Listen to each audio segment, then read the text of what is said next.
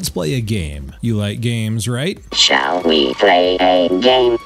Oh. I've got 3 groups here under these boxes. I'm going to describe them and you will decide whether or not each group is on the American political left or the American political right. Bonus points if you can figure out the specific identity of each group, and I promise there's no centrists in here. Group number 1. This group is gender-based or collectivist, focused on intersectional education, resistance, and dismantling what they see as systems of oppression. What do you call this group? Group number 2. What do you call a collectivist group with socialist leanings that doesn't favor free market capitalism but embraces statism, authoritarianism, and a departure from constitutionalism and individual rights? Group number 3. And what do you call a group that wants to promote individual freedom, rejects revisionist history, taxation, monetary debasement, and a coercive state monopoly of protective services in favor of a peaceful capitalist society? I'll give you a moment. Rewind if you need to.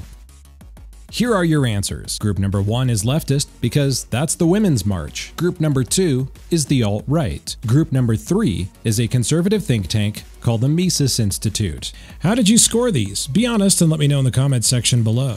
How did you score the alt-right? On the left or on the right? We use the term alt-right as short for their self-given name, the alternative right, and maybe they are the alternative right. Then again, maybe they aren't. If you look up right-wing think tanks, groups, or parties like the Conservative or Libertarian Party, and you read policy or literature common to modern right-wing ideology, then you will run into several themes and core values over and over again. We're going to compare some of these main ideas of the political right against the alt-right. One of the core values of the American right is individualism. Individual rights, liberties, and freedoms, and the ability for the individual to choose their own interests, affiliation, and destiny are a key aspect of almost every common American right-wing philosophy. The American right is individualist. The alt-right is collectivist. It is a belief on the collective need of white people to have a state and be preserved, and that white people should collectively act along ethnic lines to protect their ethnic interests. If you are centered on an ethnicity as a whole, then you are centered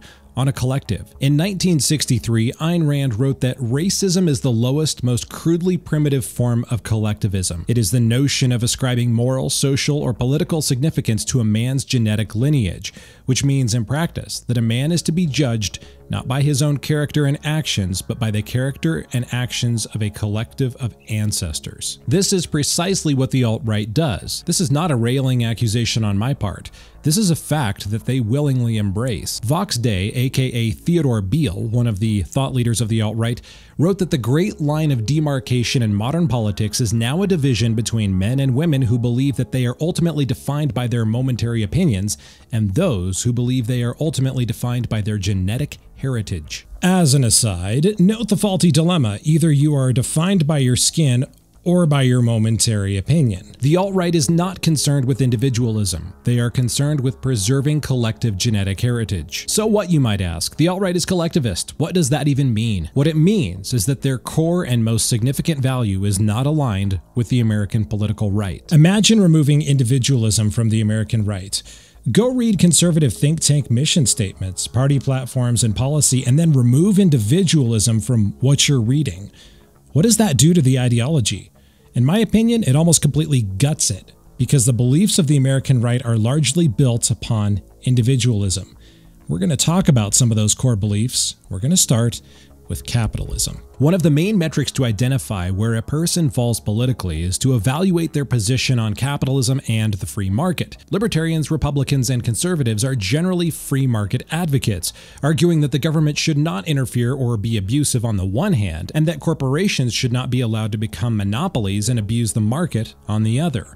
Free market capitalism is all about competition for consumer loyalty via quality, features, and price, and without regard to a producer's ethnicity, and true free markets and trade transcend racial and international borders. Furthermore, however fond libertarians or conservatives are of the free markets, ANCAPers practically fetishize the issue. This is the relationship between the American right and the free market. But Richard Spencer, Vox Day, and a certain rank-and-file member named Senor Nicolas Fuentes have all reviled the free market, free trade, and capitalism in one form or another. Spencer's tweets on the subject show that he doesn't really value the free market at all.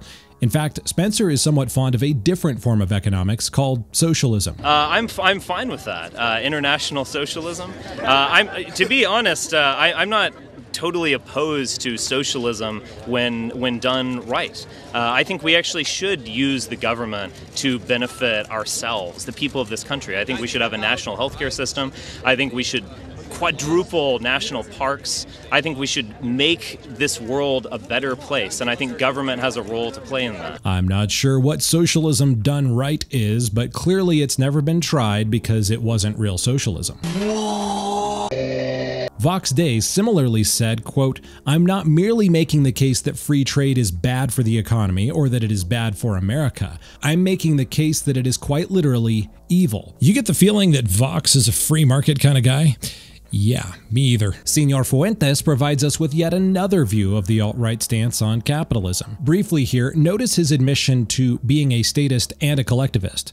I told you, these aren't railing accusations on my part. These are beliefs on the part of the alt-right. While he claims to not be anti-capitalist or against a free market, he means this as long as the free market does exactly what he wants it to. Antifa is technically not anti-free market either, provided that the market gives them free college, a universal basic income, and subsidized avocado toast delivered to their art studio every morning. Similarly, Senor Fuentes wants the free market to do what he thinks is best for public welfare. And that means specifically the welfare of white America as an ethno-state, not what each person decides is their welfare, but his version of welfare, the collectivist view of white welfare. Thus, the market is the white state's pet, not an open source of new ideas and the best suppliers of the best products, no matter the origin or race of the producers.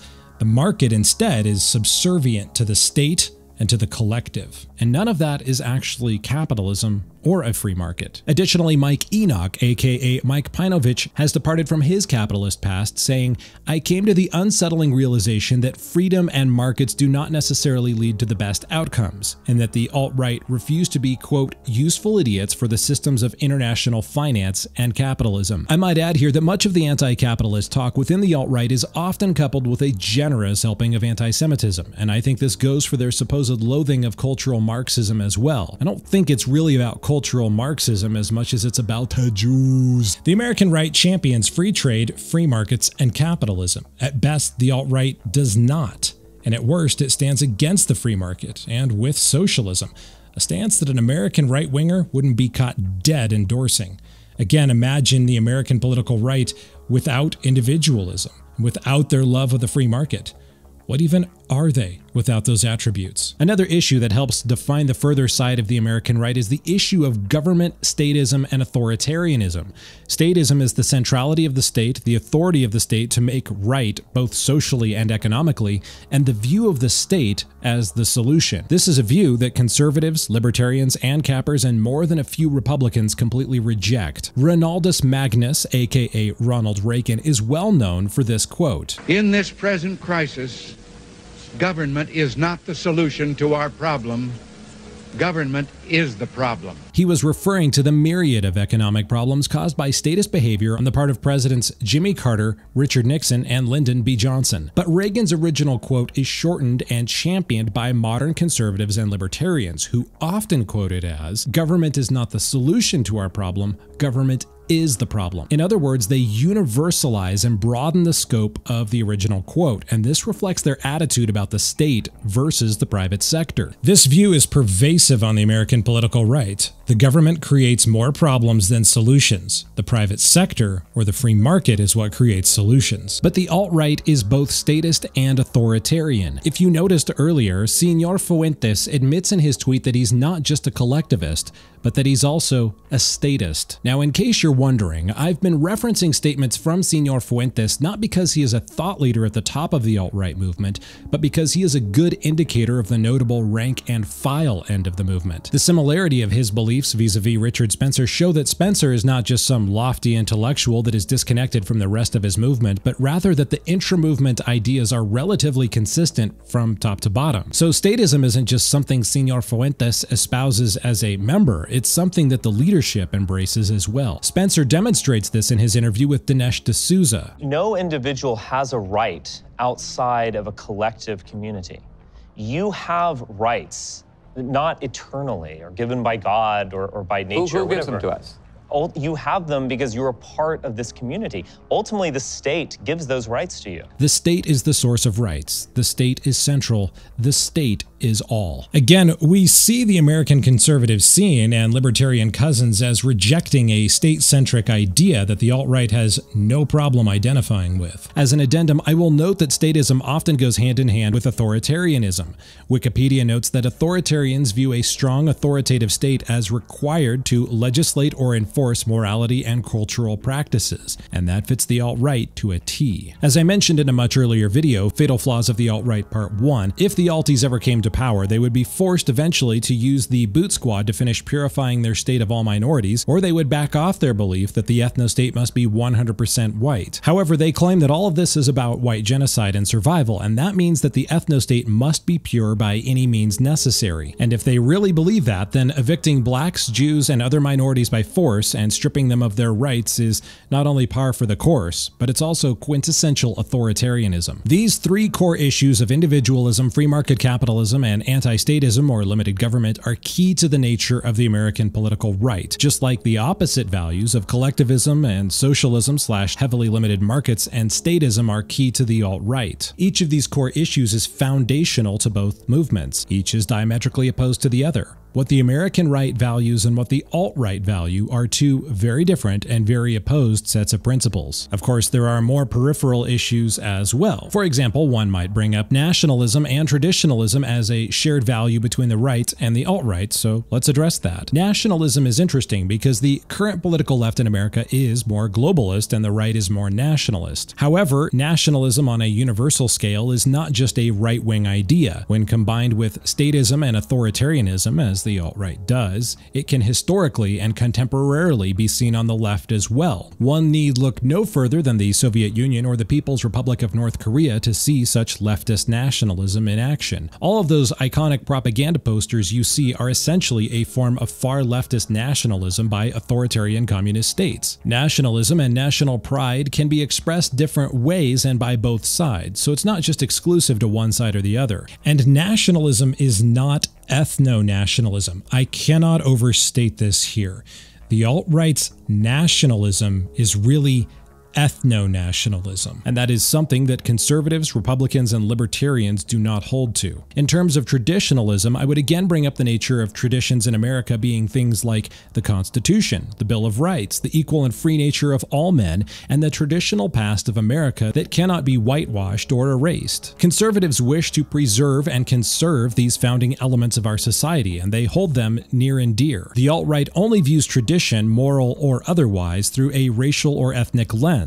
The Constitution, the Bill of Rights, and the history of the United States matters not for the sake of principle itself, but for the sake of what it means for the preservation of white people. Vox Day is known for sneering at the Constitution, saying, "I think the old conservatives would do well to call themselves constitutionalists because it is obvious that the current batch doesn't give a damn about it." And neither do we of the alt-right, because it is obvious that the Constitution has not only failed completely by its own stated purpose, but it is today being used as a means of handcuffing the right. Additionally, alt-right darling Tara McCarthy once advocated on a video for Americans to find a way to strip naturalized minorities in America of their citizenship and their rights. If you want a great overview of her video on this and a good refutation by someone on the political right, then check out this video by Hi, I Think I'm Real. Link in the description below. The views of Vox and Tara might be agreeable to the alt-right, but try pitching these views of strip citizenship based on race, limit the Bill of Rights to whites, and the Constitution is a failure to your average American righty, and you'll likely get nowhere, because to the American right, these views are sacred and they are traditional. So we can see that the alt-right very often opposes right-wing beliefs on a number of levels.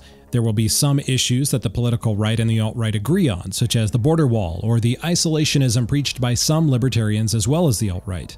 But agreement on one or two peripherals does not make one group the same as another. For example, I have liberal/lefty friends on Twitter who are big Second Amendment fans and gun lovers, and they are also free speech advocates. This does not make them conservative by their standards or mine. One will always be able to show a few common beliefs between groups, even between dissimilar groups, but the core issues will always be the best way to decide where a group falls. My personal view of what I have seen and presented here is that the alt-right beliefs are generally consistent internally. Collectivism, based on racial identity and survival, will justify significant state levels of power to preserve the race, authoritarianism to eradicate any perceived domestic danger, and the rejection of a market system that will let the white state economically interact with non-white states or even non-white individuals, lest some economic advantage be gained over the white ethnicity. The views I have presented here may not represent every alt-right figure or every alt-right position, but I do have two thoughts on this. First, while the alties may not be in lockstep agreement on these issues, I posit that they will be more similar than different, and that their differences will not be on core principles, but over something else. In other words, you're not likely to find many significant alt-righters that love capitalism or are big on individualism. Second, in the event that I am wrong about this, then you will see more diversity of thought and more division within the movement. The more this is true, the weaker the movement will become. So, for example, if two significant and influential leaders of the alt-right appear to disagree on, say, socialism,